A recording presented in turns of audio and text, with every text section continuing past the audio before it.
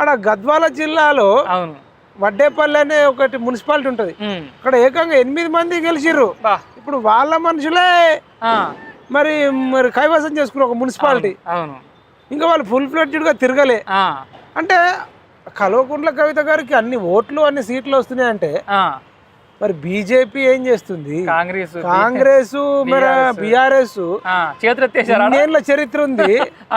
ఇప్పుడు కాంగ్రెస్ కూడా ఏంటంటే అధికార బలాన్ని, మందును, డబ్బును, ఈవెన్ బీఆర్ఎస్ కూడా మందును డబ్బును వాడారు. వాళ్ళు అన్ని డబ్బులు మద్యం వాడితే వచ్చినవి. ఇప్పుడు రేపు కల్వకుంట్ల కవిత గారు కానీ రేపు ఇంకా ఎవరైనా కొత్త పార్టీ ఎవరైనా పెట్టినా కానీ భవిష్యత్ అంతా గ్యాప్ అవుతుంది.